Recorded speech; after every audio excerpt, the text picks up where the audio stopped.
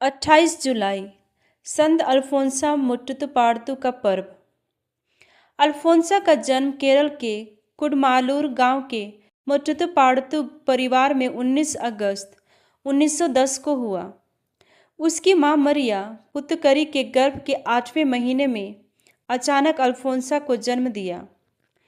एक रात को एक सांप गर्भवती मरिया के कमर में लिपट गया। उससे भयभीत होकर मरिया ने अपनी बच्ची को जन्म दिया। परिवार की सबसे छोटी संतति अल्फोंसा का बपतिस्मा 8 दिन बाद हुआ। उनका नाम अन्नाकुट्टी रखा गया। 3 महीने बाद उनकी मां का निधन हुआ और अन्नाकुट्टी अपने दादा दादी के घर में बड़ी हुई। उन्हें उस घर पर अच्छी आध्यात्मिक शिक्षा प्राप्त हुई। फलस्वरूप 5 साल की आयु में ही अन्नाकुट्टी अपने घर में अच्छी तरह पारिवारिक प्रार्थना की अगुवाई करती थी। सन 1917 में उन्होंने पहली बार बड़ी खुशी और भक्ति के साथ परम प्रसाद ग्रहण किया। बाद में सन 1943 में उन्होंने अपने आध्यात्मिक पिता को लिखा, 7 साल की आयु में ही मैं अपनी नहीं थी, मैं अपने ईश्वरीय दूल्हे के लिए समर्पित थी। आप यह बात अच्छी तरह जानते ही हैं।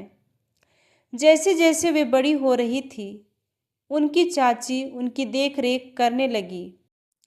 वह उनके साथ सख्ती का व्यवहार करती थी।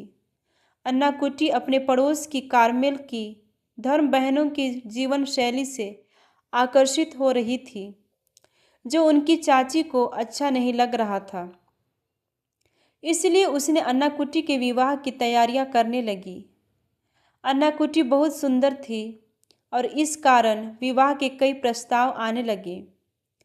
विवाह के प्रस्तावों को अन्नाकुट्टी ठुकराती रही। जब उनके ऊपर दबाव बढ़ाया गया, तब उन्होंने आग में कूदकर अपनी सुंदरता को बिगाड़ने की कोशिश की। 1927 में 7वीं कक्षा की पढ़ाई करने हेतु अन्नाकुट्टी भरनंगानम नामक शहर गई। अन्नाकुट्टी फ्रांसीसी क्लारा धर्म समाज की धर्म बहनों के संपर्क में आई। सन 1928 में उन्होंने संत अल्फोंस लिगोरी के आदर में अल्फोंसा नाम स्वीकार कर उस धर्म समाज में प्रवेश किया। सन 1930 से सन 1935 तक के समय में वह बहुत बीमार थी और उन्हें बहुत दुख तकलीफ़ों को अनुभव करना पड़ा। उसकी बीमारी बहुत नाजुक बन गई थी कि वे मरने को थी। अचानक धन्य चावरा कुरियाकोस एलियस की नौरोजी प्रार्थना के समय उन्हें चंगाई प्राप्त हुई।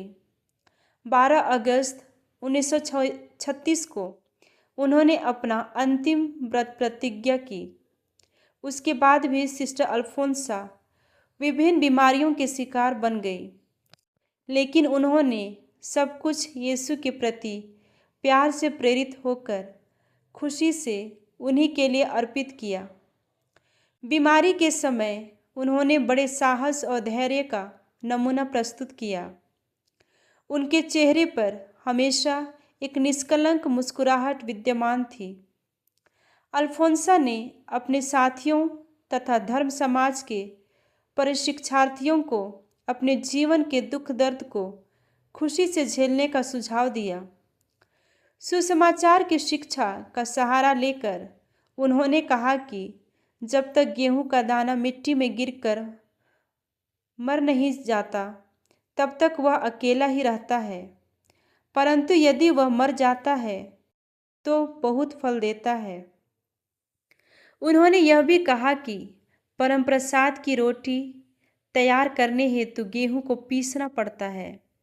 इसी प्रकार मिस्सा बलिदान के दाखरस को तैयार करने के लिए अंगूर को निचोड़ना पड़ता है।